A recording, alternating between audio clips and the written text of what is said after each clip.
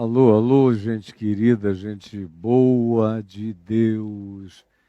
Eu estou aqui com você, dando sequência ao nosso ensino de Mateus, no Evangelho de Mateus, que começou ano passado, em janeiro, no capítulo 1, verso 1, e estamos aqui hoje no capítulo 9 de Mateus. E eu pedi licença a você, semelhantemente ao que eu fiz quando a gente tratou no texto anterior ao endemoninhado Gerazeno, o Gadareno, que em Mateus são duas figuras e Marcos apresenta a preeminência de uma delas, que foi o homem no qual nós concentramos o nosso olhar, o louco da montanha e dos cemitérios, e falamos tantos dias a respeito, com aplicações tão inequívocas, como eu ouvi nesse fim de semana, na reunião do Caminho da Graça, uma pessoa inteligente, culta, sensível, perceptiva, me dizer: meu Deus, onde é que eu estive esses 50 anos da minha vida sem conhecer isso? E eu cresci dentro de igreja, mas eu não conhecia a mensagem de fato, real, verdadeira, íntima, visceral do Evangelho de Mateus. Está me virando ao contrário, está mudando a minha vida, tirando com a mão pedaços de agonia guardadas e me colocando num chão sólido. O difícil é fazer a pessoa se aquietar para ouvir, para aprender na sequência. A maioria está tomada por um espírito de vexamento, de aflição, de ansiedade, de inquietação, de desassossego, de uma pressa tão infernal no coração, que não conseguem parar para nada, elas não conseguem e nem querem, têm até medo de ouvir. Tem até medo de ouvir. Ouvir é meio apavorante, é angustioso. Não querem fazer um momento de silêncio no coração e nem separar uma hora como essa de atenção. É apavorante para a maioria das pessoas, e é chocante e triste, porque não era assim no passado, não era. Você tinha gente assim. Hoje em dia é quase todo mundo assim, você tem alguns ainda que não são. Mas houve uma inversão, uma manifestação bipolar da atitude mental, cognitiva, emocional das pessoas, que trabalha completamente contra a absorção da pedagogia mais simples do Evangelho, atingindo a mente e o coração. E hoje eu prossigo ainda no capítulo 9 de Mateus. Eu pedi licença para ir para Marcos 2, de 1 a 12, que é sinótico, que é paralelo a esse texto aqui, e eu fiquei com você em Marcos 12. Lembra? Falando da última vez, eu falei sobre perdão e doença psicossomática. Perdão e aquilo que, pela culpa, pela angústia, pela não solução mental, existencial, espiritual, psicológica, a gente acumula contra nós mesmos no coração, no curso dos anos, camadas e camadas culposas não tratadas e não resolvidas, e que podem gerar uma quantidade brutal de consequências, de somatizações, de transtornos psíquicos que ganham os seus contornos, as suas manifestações, as suas implicações no soma, na carne. E eu falei que isso pode atingir todas as camadas da gente, depende da sensibilidade particular de cada pessoa. No caso aqui desse homem de Mateus 9 ou de Marcos 2, que mesmo indivíduo, lá eu dei ênfase por causa da fé dos amigos, que foram eles os grandes protagonistas da cura do indivíduo. Lembram-se disso, não é? Está tudo gravado aí, disponibilizado, não tem desculpa. Não, nem me pergunte, Caio, do que é que você está falando, porque eu vou dizer, vá lá ver. Porque eu não vou repetir. Tem muita gente séria andando aqui comigo sem perder nada. Você chegou, caiu de paraquedas, vá se atualizar. E aqui eu volto para Mateus, no mesmo texto, porque a gente praticamente concluiu, e eu falando sobre o perdão e a cura da doença psicossomática, e como a maior parte das nossas doenças e enfermidades tem natureza psicossomática, ou no mínimo, uma influência brutal da nossa psique, fazendo transtornos variados. E eu dei exemplos que foram da pele, da alergia, falei de mim mesmo, a outros tipos de manifestação e de psicossomatização. Por último, eu contei aquela história do homem que tinha matado o genro e tomado de culpa que se acumulou sobre ele, ficou anos sem conseguir falar. E até o rosto mudou, a estrutura facial, a perda da musculatura facial pela ausência de fala, de comunicação, anos e anos a fio, como ele engilhou, se encaramujou completamente, se fechou, já não tinha mais nem condição de abrir e fechar a boca direito, nem para comer. E quem quiser saber como foi que aconteceu, vá lá e veja, está tudo aí no YouTube, gravado, disponibilizado para você. E eu não termino e não deixo que fique ali onde eu já falei tanta coisa, porque eu tenho mais 2 ou 3 realidades associadas a esse episódio, a essa narrativa do Evangelho, aqui Mateus 9, Marcos 2, ou Lucas 5, sobre o mesmo paralítico de Cafarnaum, e esse que tinha amigos extraordinários, e que fazia parte de uma igreja de 3, 4, 5 amigos que tinham fé e que abriram uma abertura e colocaram-no na frente de Jesus. E eu lhes falei sobre o significado de ser igreja a partir de um movimento de fé coletiva, harmônica, individual, congregacional, dessa fraternidade poderosa que se manifestou em favor desse homem. E quem quiser saber mais disso, tem falas inteiras de mais de 1 hora sobre esses aspectos todos, aqui no YouTube também à sua disposição. E eu só não concluí na sexta-feira passada, porque havia mais 2 outros ou 3 outros aspectos que eu quero abordar com você no dia de hoje, para a gente fechar essa narrativa.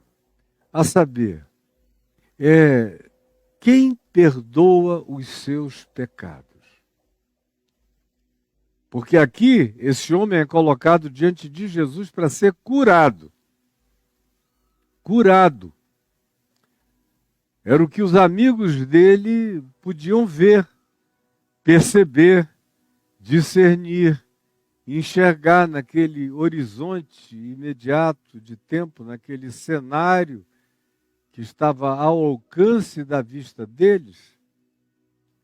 Eles que eram amigos do homem que ficara paralítico se tornaram totalmente enquirquilhado e fechado e encaramujado. Conseguiu enxergar, era a paralisia total do homem. E eles levam esse homem como um casulo amarrado, abrem o telhado da casa onde Jesus estava e o baixam, e o resto é history. Quem está me acompanhando viu tudo nos detalhes e nas aplicações de natureza psicológica do fenômeno dessa cura. O que provavelmente chocou a esses amigos é que eles levaram o companheiro deles para ser curado, para ser desenquirquilhado, para um trabalho de lanternagem física. Era o que eles podiam ver. Jesus pode devolvê-lo à normalidade dos movimentos, da mobilidade, do entrar e do sair na vida, com toda a autonomia. Era o que eles conseguiam divisar. Mas Jesus olhou, além de olhar o coração dos acadêmicos, dos fariseus, dos arrazoados blasfemos, de todas as atitudes negativas dos religiosos sentados na primeira fila, como eu falei aqui, e fiz recorrências a esse episódio várias vezes, o que eles não podiam prever é que Jesus iria tratar do homem e cuidar do homem, inicialmente dizendo-lhe, filho, estão perdoados os teus pecados. Isso é que foi um choque para todo mundo, a começar dos religiosos, que se chocaram, como eu já expliquei, imensamente. Quem é que pode perdoar pecados, disseram eles, senão um só que é Deus? E eu disse a quem estava aqui, quem está aqui, quem tem andado comigo, que essa foi a questão que persistiu até a crucificação. Quem é que pode perdoar pecados? Quem é que pode dizer, o Filho do Homem vos declara? Quem é que pode dizer, o que eu ouvi do meu Pai vos tenho dado a conhecer? Todas essas coisas que diziam respeito às sutilezas da intimidade de Jesus com o Pai. E com a validação absoluta que ele tinha do Pai para fazer tudo o que fazia. E da intimidade com o Pai a ponto de dizer, eu e o Pai somos um, ou quem me vê a mim vê o Pai.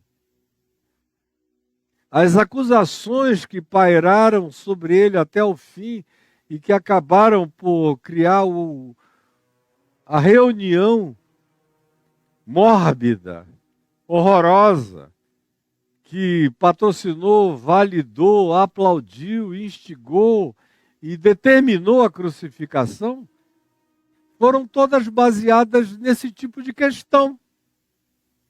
Porque não havia mal nenhum concreto a indicar-se. A acusação é, ele cura doentes.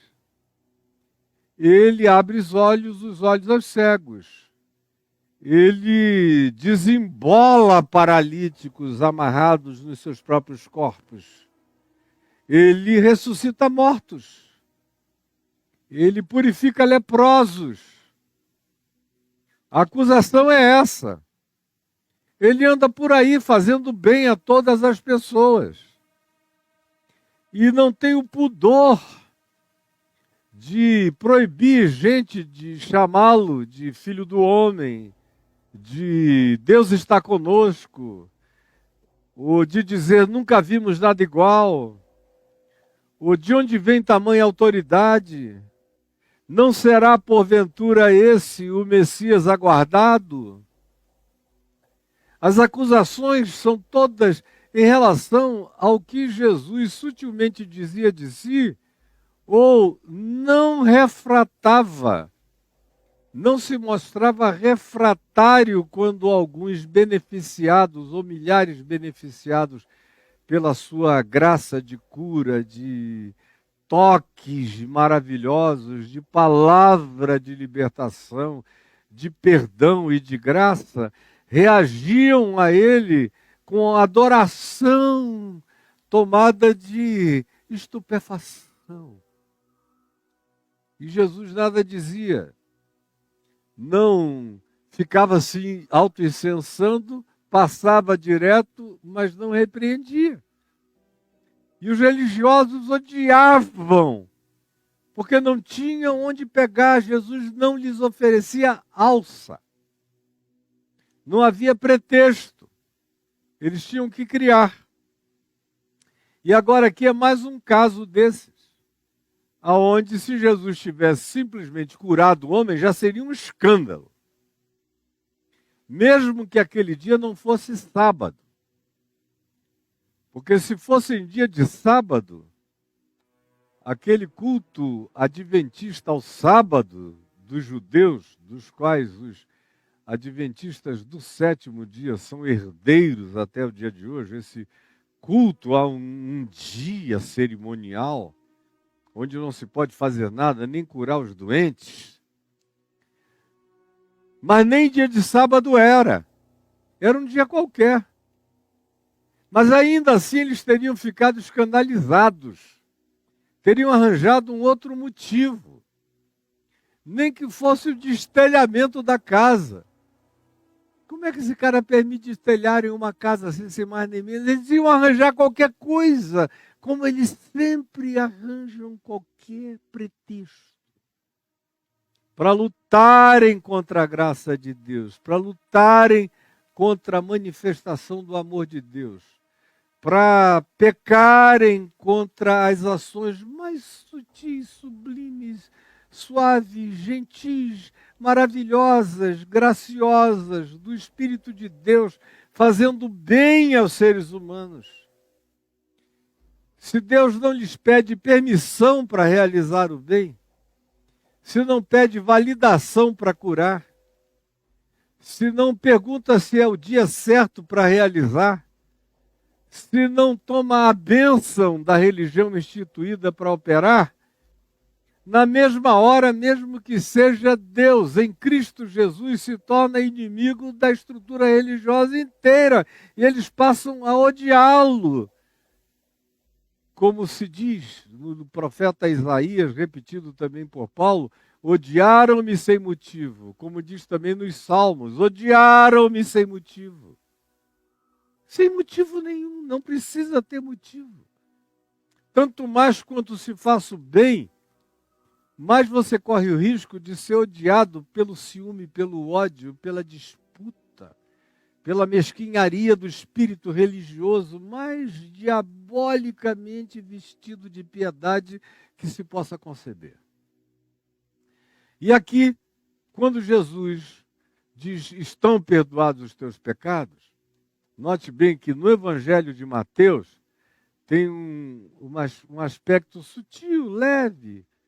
No verso 2, que não aparece em Marcos, no capítulo 2, mas tem em Mateus 9, quando Jesus, olhando para o homem que foi colocado bem diante dele, disse, tem bom ânimo. Tem bom ânimo. Bom ânimo é absolutamente fundamental para quem quer receber qualquer coisa da parte de Deus. Só não se pede bom ânimo de Lázaro, que estava morto há 4 dias. Não se diz ao filho morto, o filho primogênito ou unigênito da viúva de Naim, que estava morto. Tem bom ânimo, filho, ressuscita de entre os mortos. Não, ele está morto. Não se diz à filha de Jairo, que estava morta. Era o chefe da sinagoga aqui de Cafarnaum. Tem bom ânimo, Talita, tem bom ânimo, cume, levanta. Não, ela estava morta. Agora, para quem está vivo, não raramente Jesus diz tem bom ânimo. E tanto mais quanto a pessoa esteja viva, mais ainda Jesus diz tem bom ânimo. De modo que gente viva, preste atenção. É uma obviedade que eu vou falar a você, mas é absolutamente necessário que eu repita as maiores obviedades do mundo, porque o óbvio se tornou completamente distante da conclusão de quase todo mundo, especialmente daqueles que estão com a mente tomada pela lavagem cerebral religiosa, pelos condicionamentos, pela morte cognitiva, que lhes foi imposta, pela paralisia mental provocada pela proibição de pensar de acordo com a estrutura, o sistema religioso que afirma que pensar pode colocar você num chão de pecaminosidade. Pensar é perigoso, é mal, é semi-pecaminoso, simples ato de pensar. Mas se você não está morto, o que se demanda de você é bom ânimo. Como os discípulos estavam vivos, viram Jesus andando por sobre as águas, entraram em pânico, gritaram: é um fantasma. O que é que Jesus lhes disse? Tende bom ânimo. E em outras ocasiões, em que eles vivos entraram em pânico, se assustaram, Jesus lhes disse: tende bom ânimo. Quando ele encontra alguns doentes, não é incomum que antes de curá-los e de estimular neles aquela fé que se apropria, aquela fé que pega, que toma posse do benefício, porque a fé é como uma mão no mundo espiritual. A minha mão física está para o meu corpo, assim como a minha fé está para a dimensão espiritual apropriativa da minha existência. Sem fé é impossível se apropriar de nada que venha de Deus. Nada. Tem bom ânimo. É como ele estimula o início da fé. Porque bom ânimo é um fenômeno humano que precede a fé. Eu conheço uma quantidade grande, viu? Eu conheço uma quantidade grande de pessoas que não tinham necessariamente ainda fé estabelecida no coração, ou pelo menos consciente, ou alguma lucidez de fé, ou alguma certeza de fé. Mas para quem você se aproxima estimulando o bom ânimo. E quantas vezes eu já fiz isso? Antes de começar a construir, a colocar as bases, a pedra fundamental, os alicerces, antes de começar a erguer a estrutura da fé consciente, baseada nos fatos invisíveis da fé, que vão construindo de maneira invisível o edifício sólido da fé no coração. Quantas vezes eu iniciei provocando o fenômeno humano mais possível de ser provocado? O bom ânimo. Porque às vezes a pessoa não desenvolveu fé, mas bom ânimo, todo mundo pode ter o braseiro do bom ânimo aceso.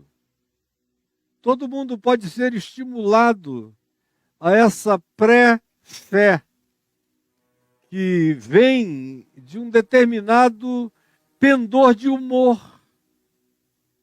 Porque ânimo também está vinculado, a palavra grega está vinculada àquilo que decorre de entusiasmo, que é uma alegria, a possibilidade de Deus morar em mim. É de onde vem a expressão entusiasmo.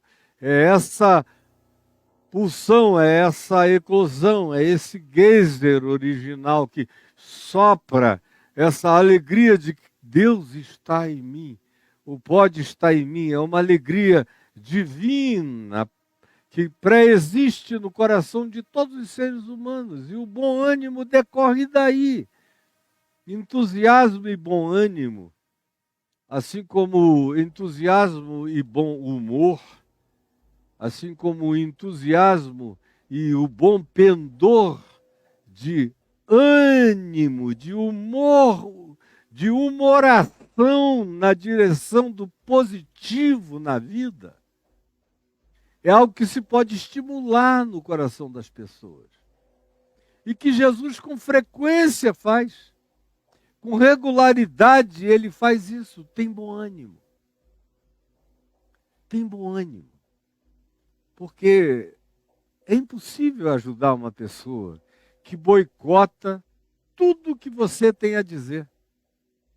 Se você chegou aqui, está aqui comigo, e tem centenas e centenas aqui comigo agora, e tudo que eu diga não se faça acompanhar de um mínimo de alegria, de um mínimo de entusiasmo, de uma alegria que diz: tem um abano de Deus abanando o meu interior. Tem uma euforia divina começando a brotar dentro de mim. Tem um ânimo, tem um poder, tem uma capacidade, de onde vem a palavra ânimo, ânimos no grego, dessa disposição de ação, de agir, de determinação, de força, de energia, de inclinação produtiva, criativa, confiante, que dá passos, que enxerga e diz: deixa eu ver, é possível. Se não houver minimamente isso em você, não há nada que por você se possa fazer, nada. Eu conheço e conheci, tenho conhecido no curso da existência, milhares de pessoas para as quais você se aproxima com o recurso na mão, a fé está disponível, basta a pessoa patolar. Que é uma linguagem lá do jiu-jitsu, você patola, pá! Dá aquela patolada de fé e tudo começa a se abrir. Mas você vem e o cara não quer patolar. Não quer gudunhar-se, é outra expressão do jiu-jitsu. Não quer agarrar mesmo, gudunhar com a fé, a promessa. Você propõe, ela não, ela é como alguém que vai treinar e não fecha a mão, não pega em ninguém. Não, você ensina, o cara não pratica nada. Não tem jeito de que qualquer coisa possa dar resultado na vida de quem não tem bom ânimo, de quem não tem bom humor, de quem não tem um entusiasmo mínimo. Para qualquer coisa na vida, desista. Com algum entusiasmo, até o ateu é infinitamente melhor do que o crente desistente. O agnóstico que tem bom ânimo está anos-luz na frente de levar vantagem na vida do que qualquer um que diga que tem fé, mas não tem bom ânimo, não tem bom humor de resposta à vida, não tem entusiasmo essencial para viver. Então preste atenção no que eu estou lhe dizendo. A fé é assim como a minha mão está para o meu corpo em relação a me apropriar das coisas, assim também a fé está para o meu espírito, como se fosse uma mão que se apropria da palavra e da promessa do Evangelho, da palavra e da promessa de Deus para mim. E se eu não tiver esse bom ânimo, eu não desenvolverei nenhum tipo de fé dentro de mim. Nenhum tipo. Ainda mais aquela fé que espera contra a própria esperança. É uma fé que já viveu de bom ânimo dezenas de vezes e que ganhou uma consistência para além do bom ânimo, contra o bom ânimo. Mas é a partir do bom ânimo que a fé começa a engatinhar existencial e psicologicamente dentro da gente. E esse bom ânimo produz algum entusiasmo. E esse entusiasmo abre as aberturas, as janelas da fé, como foi aqui no caso narrativo desse episódio, que nós vimos tratando desde o início da semana passada. Jesus diz: tem bom ânimo. Porque se você não tiver me ouvindo aqui agora, me assistindo, nessa reincidência do Evangelho, 2000 anos depois, eu estou trazendo você para dentro do Evangelho.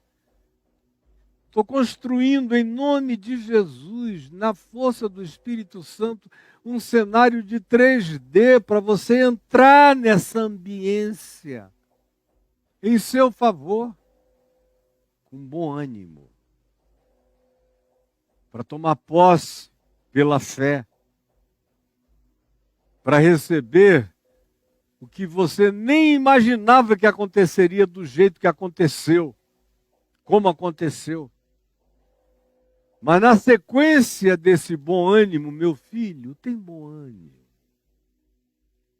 E ele precisava de bom ânimo porque o que Jesus iria dizer a ele na sequência, a pessoa tem que ter muito bom ânimo para se apropriar, para tomar posse.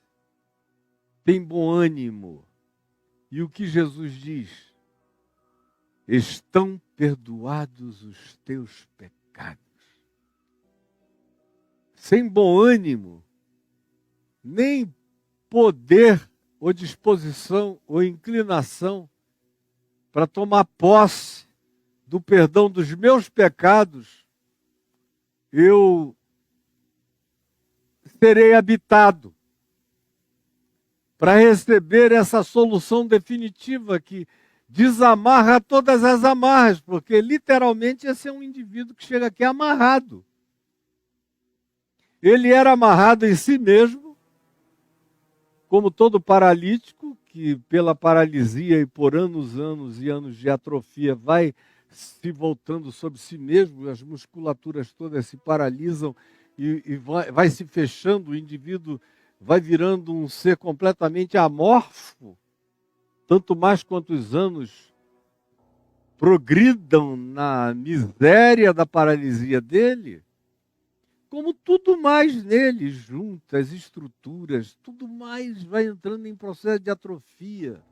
Os ossos vão ficando porosos, tudo nele, ele perde todo o poder de se abrir, ele fica amarrado nele mesmo, como era o caso do homem. Em segundo lugar, ele estava amarrado à cama, porque os amigos fizeram um casulo, enrolaram e o amarraram para poder colocá-lo sobre o telhado e descê-lo no ponto em que Jesus estava. Ele está todo amarrado. E Jesus olha para ele e a primeira ação de Jesus não é tirar os laços, não é tirá-lo do casulo, porque Jesus sabe que as amarras com a qual ele foi preso para ser descido ali eram apenas elementos de ajuda para a cura dele. O casulo de pano dentro do qual ele estava para ser baixado ali era para a segurança dele. Mas o problema dele não era esse, o problema dele era na mente. A paralisia dele não era muscular. Ele não sofria literalmente, genuinamente, de alguma coisa que pudesse originalmente ter sido detectada como um mal muscular ou viral que tivesse produzido aquilo tudo, ou bacteriano, ou de qualquer outra natureza, ou qualquer que tenha sido a doença ou a enfermidade autoimune que tivesse eventualmente provocado aquilo. Não, o problema do homem era mental, era espiritual, era psíquico, era culpa. Culpa. E culpa é o que mais nos adoece. Os escritórios, as clínicas de psicoterapia, ou as clínicas psiquiátricas, ou as clínicas de internação, como hoje, por exemplo, quando acabar aqui eu vou para uma clínica de pessoas que não estão em condições de viverem no convívio social cotidiano porque podem se fazer mal. E no caso eu estou indo visitar uma pessoa que tentou tirar a própria vida e a família, obviamente, entrou em pânico. É uma situação gravíssima. E eu vou lá ajudá-lo. Eu vou injetar bom ânimo. E vou dizer a ele: filho, estão perdoados os teus pecados. Porque ele tentou tirar a própria vida em razão de culpa. Culpa, fracasso, desistência de si mesmo. Eu não consigo ser como os outros. Eu não consigo andar como os outros, caminhar como os outros, me desenvolver como os outros. Tudo na minha vida vai dando errado porque eu vou tropeçando em mim mesmo. Chega a um ponto em que o indivíduo desiste de si próprio. e desiste da própria vida.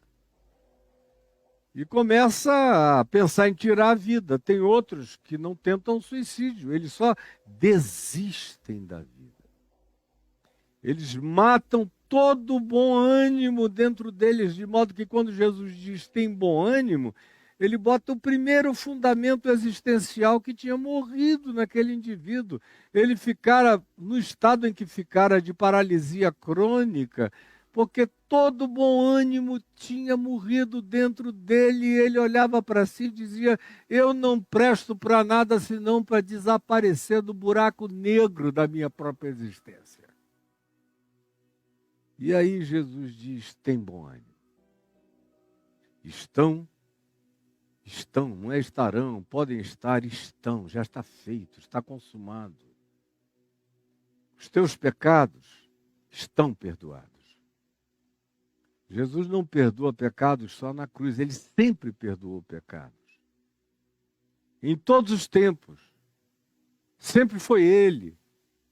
Nunca foi nada além dele, nem ninguém além dele, sempre foi ele. Ele é que veste Adão. Ele é que cobre os pecados de Abraão. Ele é que cobre os pecados do mundo inteiro. Sempre foi ele. Nunca foi outro. Sempre foi o Cristo eterno, que foi imolado antes da criação de todas as coisas. Antes de dizer haja luz, ele diz: estão perdoados os vossos pecados. Pai, perdoa-lhes, porque eles não sabem, não saberão o que fazem nem o que farão. Quando João Batista viu Jesus passar e disse: eis o Cordeiro de Deus que tira o pecado do mundo, eu já disse tantas milhões de vezes isso, o tempo verbal usado é um presente contínuo. Tirou, tira e tirará, tira sempre. Está tirado, está removido. Não teve que ser depois da cruz. Eu vejo os crentes tão pequenininhos de cabeça, e não escuta. O perdão dos pecados começou depois da crucificação. Eu digo: não, a crucificação foi só um presépio de visualização histórica. O Cordeiro foi imolado antes da fundação do mundo.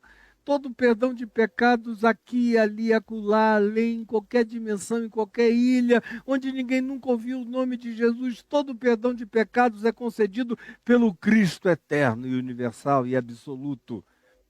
Segundo a ordem de Melquisedeque, que não tem princípio de dias, nem fim de existência, nem pai, nem mãe, não está vinculado a nenhum gene, a nenhum DNA, a nenhum grupo sacerdotal, a nenhuma religião, a nada. É de todos e é para todos, como eu terminei na semana passada, dizendo: filhinhos meus, não pequeis, mas se todavia alguém pecar, tendes advogado junto ao Pai, Jesus Cristo justo. Ele é a propiciação pelos nossos pecados e não somente pelos nossos próprios, mas ainda pelos do mundo inteiro. Filho, estão, tempo presente, instantâneo, momento, agora. Quem é que tem na sua vida poder de dizer isso? O seu terapeuta não tem, a sua terapeuta, de nenhuma linha psicológica. Ele vai ouvir, você pode ter a coragem de desembuchar, de colocar para fora, de vomitar, de manifestar de maneira diarreica todas as angústias intestinas verificáveis no seu ser. E ele vai trabalhar com você, vai ter calma com você, ela vai ser paciente, vai tentar ajudar você a diminuir os agravos pessoais. Frequentemente vai dizer que não foi tanto assim. Vamos acalmar, vamos olhar, vamos colocar cada um nos personagens parentais, nos seus devidos lugares, a sua própria história, vamos dar uma reorganizada. Aí passa 1 ano, 2 anos, 3 anos, 4 anos, 7 anos, 8 anos, 10 anos, 12 anos, 13 anos, e você volta 2 vezes na semana para continuar e continuar. eventualmente com um remedinho a mais para acalmar, mas continuar. Até que eu vejo em alguns casos a velhice chega e o indivíduo para com o processo por causa do cansaço da velhice. Mas na maioria das vezes não foi nenhuma solução de lucidez, consciência nem de posse. Posse, pela fé de que aquilo está feito, acabado, estão perdoados. Acabou. Estão, porque não tem quem perdoe. Como esses religiosos aqui perguntaram, quem pode perdoar pecados? Se não um só que é Deus. E onde está Deus para perdoar os pecados aqui? Eventualmente o melhor analista, um Freud, um Jung, não tinham poder de dizer, filha, filho, estão perdoados os teus pecados, vá em paz. E não precisa voltar mais, porque está tudo resolvido. E o indivíduo se abrir, como literalmente aconteceu com esse indivíduo, ele se abriu para a vida. E tudo nele se revitalizou. Estrutura óssea, muscular, tendões, carne, tudo circulou. O cérebro, as novas sinapses, as novas construções neurais, tudo.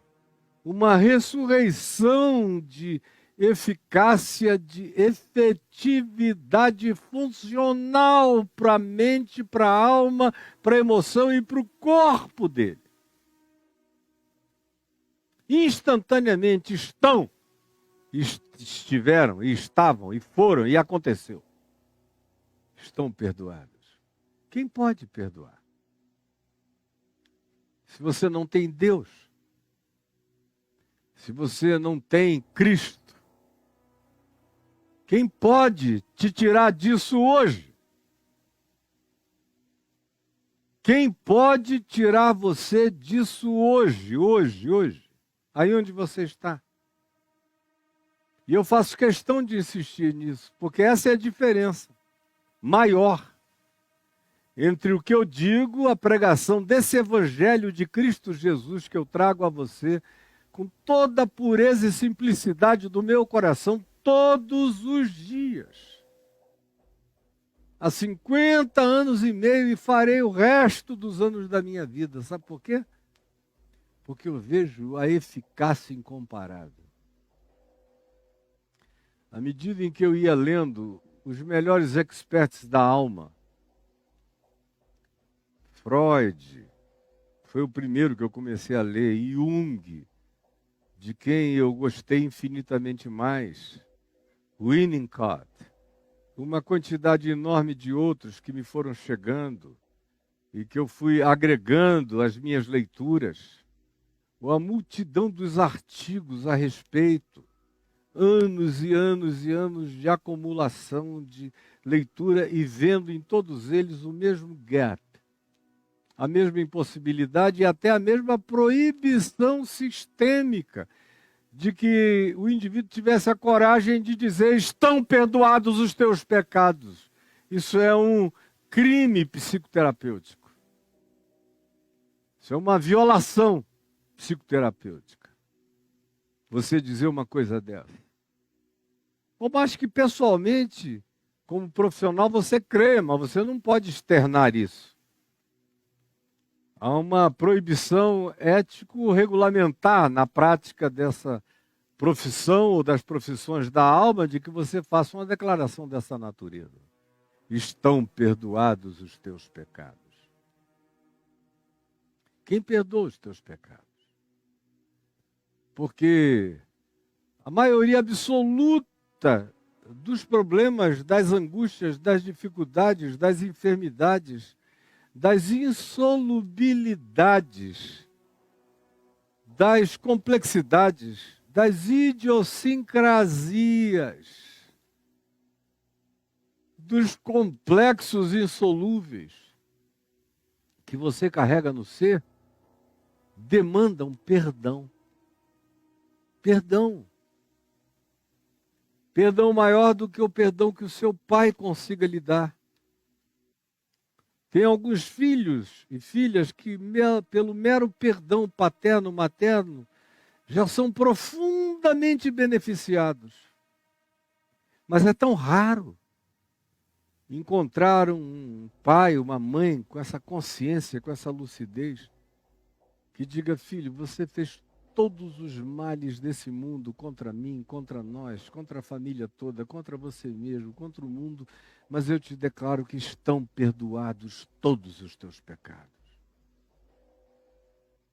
Isso praticamente não existe. E da parte de um profissional, quem será o profissional? E da parte de Deus, aí você diz, tem um confessionário católico, e você entra lá, mas você sente que tem uma mecânica, que ninguém te olhou nos olhos, que ninguém olhou e te chamou de filho com verdade, sem ser só um tratamento.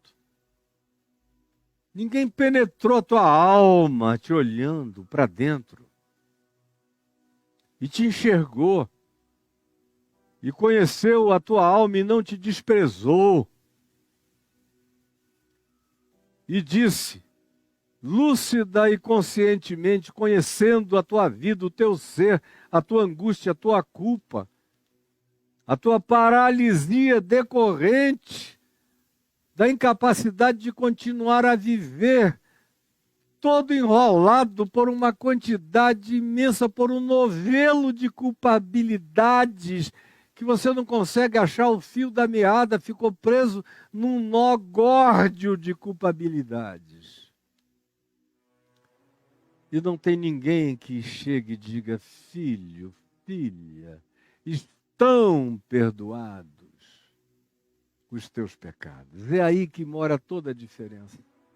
É aí que o evangelho que eu prego dá um salto quântico em relação a todas as outras formas de tentativa de ajuda espiritual para as pessoas.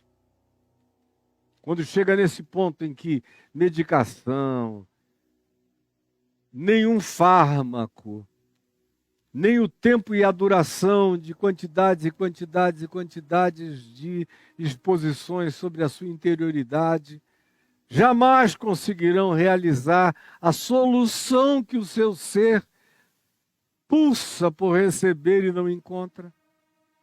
Porque não há quem diga a você, estão perdoados os teus pecados. E aí, a gente chega nesse momento em que o evangelho não tem comparação. Qual é a outra filosofia supostamente divina que tem a coragem de dizer a você, estão perdoados os seus pecados?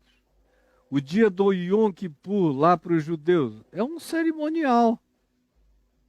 Mas o cara chega naquele dia cheio de culpas, pratica o Yom Kippur e no dia seguinte ele continua culpado, porque ele sabe que de fato os pecados dele não foram cancelados. Aquilo foi só um dia ritual, sem aplicação existencial renovadora, transformadora, mutante e regeneradora para a mente, para o coração, para a história e para a vida dele, dela. Você sabe do que eu estou falando, totalmente. Quem é que perdoa os teus pecados? Quem perdoa? E a coisa mais maravilhosa é que Jesus diz o seguinte aos religiosos que estavam ali julgando, quem é este, quem é esse, blasfema, que diz, perdoados estão os teus pecados. Jesus diz, vocês estão cogitando o mal nos corações de vocês não estão felizes com o que eu estou fazendo, vocês estão infelizes com a possibilidade de que seja verdade. Que esse homem esteja sendo perdoado e venha a ser curado. Tamanha é a maldade de vocês, a religião entrou no coração de vocês de tal modo que se não houver coerência com todas as formulações do manual de funcionamento religioso para o alcance dos objetivos supostamente pré-definidos pela mecânica religiosa. Se alguém não obedecer isso, vocês já estão com raiva, porque o coração de vocês se tornou mau. A religião tem um poder na sua presunção de superioridade, o seu supremacismo proposto de fazer as pessoas se tornarem muito más. Muito mais é o que Jesus denuncia. E aí ele diz, para que saibais que o Filho do Homem, que aquele que é humano, e que é o Filho da humanidade, e que é o representante de todos os humanos, e que é o único homem absolutamente humano, em toda a plenitude do que significa ser humano, que é o ponto ômega do significado de ser humano, que sou eu, o Filho do Homem. Ante todos os humanos que nasceram antes, os que estão vivos hoje, os que virão depois, não tem nenhum filho do homem como este que está aqui diante de vocês, dizendo a este ser humano, tem bom ânimo. De humano para humano, tem bom ânimo. Mas para que saibais que o Filho do Homem tem sobre a terra autoridade para perdoar pecados, eu digo a este paralítico, levanta, toma o teu leito e vai para a tua casa. E levantando-se, partiu para a sua casa. Aí você diz, bom, e o que eu tenho a ver com isso? Falando de você mesmo. E eu poderia fazer a mesma pergunta, falando de mim mesmo. Eu não posso falar por você, mas eu tenho tudo a ver com isso. Eu tomei para mim essa prerrogativa de que Jesus, o Filho do Homem, me deu autoridade para perdoar pecados dos meus irmãos angustiados, deprimidos, aflitos, amarrados, sofridos, presos, encadeados, dominados, possessos, infelizes. Aí você diz, você inventou isso, Caio? Não, é o Evangelho que diz. É Jesus que diz aqui em João, soprando sobre os seus discípulos, disse-lhes, se de alguns perdoardes os pecados, eles serão perdoados. Foi ele mesmo que disse repetidas vezes que eu devo perdoar os pecados do meu próximo. Aí você diz, sim, mas daqueles que pecaram contra você. Bom, mas se alguém que peca contra mim, eu tenho o poder e o dever e a prerrogativa de perdoar os pecados dele, em nome de Jesus, e os pecados dele serão perdoados. Os que ele pecou contra mim, na mesma lógica, eu fui investido de autoridade de perdoar os pecados que ele não perdoou contra mim. E de continuar repetindo Jesus na cruz, dizendo, Pai, perdoa-lhes porque eles não sabem o que fazem. E fazer isso por todos os seres humanos que se apresentem minimamente arrependidos. Aí vem o apóstolo João, na primeira epístola dele, dizendo que se nós víssemos alguém pecar, um pecado que não fosse blasfêmia, rotunda, lúcida, consciente, raríssima, ouça essa palavra, raríssima contra o Espírito Santo. Tão rara que só um demônio consegue fazer isso. Raramente um ser humano chega nesse nível de tão raro que isso é. Mas se alguém vir o seu irmão pecar, João diz na primeira epístola dele, não para a morte, não nesse tipo de raridade quase inominável de pecado, e orar por ele, perdoar-lhes os pecados, e seus pecados serão perdoados diante do Pai. Quem diz isto é o apóstolo João. João falando para mim, falando para quem crê, para quem quer praticar, para quem tem essa ousadia de praticar. E eu tenho. Eu tenho. Teu pastor pode não ter, teu padre tem que ficar escondido atrás do confessionário, mas eu digo no teu olho, como eu tenho dito nos olhos de milhares, filha, filho, estão perdoados os teus pecados. E eu tenho visto o indivíduo se desenquerquilhar na hora. Nascer para a vida. Está vivo?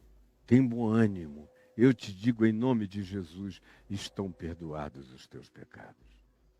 Essa é a diferença a princípio.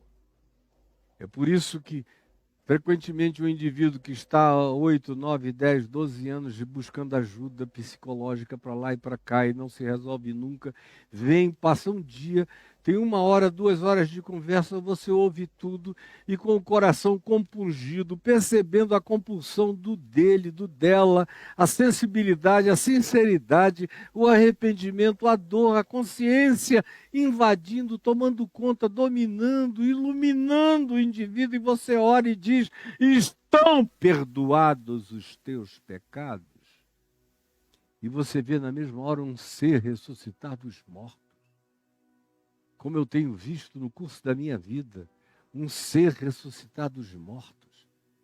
Eu tenho visto alguns que estão há anos e anos e anos, e o cara muda disso, muda para aquilo, vai de terapia em terapia, acaba na constelação familiar fazendo de tudo, e psicodrama de todos os lados. Ajuda até chegar no ponto em que um cara começa a enxergar, a discernir e a dar nome aos elementos da confusão mental dele. Ajuda. Agora, se não houver quem te diga, filho, filha, tem bom ânimo, estão perdoados os teus pecados, assim, olho no olho, cara a cara, em nome de Jesus, se não houver isso, enquanto não houver isso, você não vê o milagre desse desabrochamento. Desse ser humano que se abre de repente, instantaneamente, subitamente e chocantemente diante de ti. É isso que choca os profissionais, porque o que para eles é um processo sem fim, literalmente sem fim, no Evangelho pode se transformar em alguma coisa que simplesmente abre, desabrocha. É chocante, não dá para ver daqui. Mas essa semana ali tem uma das muitas plantas que eu tenho aqui, uma agave. Chega um ponto na vida dela em que ela dá um espigão. E o espigão cresce da noite para o dia. Você vai dormir sem espigão. No dia seguinte eu acordo, venho aqui, quando eu olho está aquele espigão enorme, de 1 metro de altura. Cresceu durante a noite, aquela coisa chocante. Instantânea, do dia para a noite, brotou. Filho, filha, estão perdoados os teus pecados. Eclode aquela graça. Você está me entendendo? Você está acompanhando e recebendo com fé. Isso aqui não é mensagem de coachzinho, para tentar fazer a tua cabeça. Pegou o código, não sei o quê. Não é palhaçada, é evangelho de Jesus, é fé, é apropriação, toma posse. Aí você vê o milagre acontecer. E não é tenta, não. É.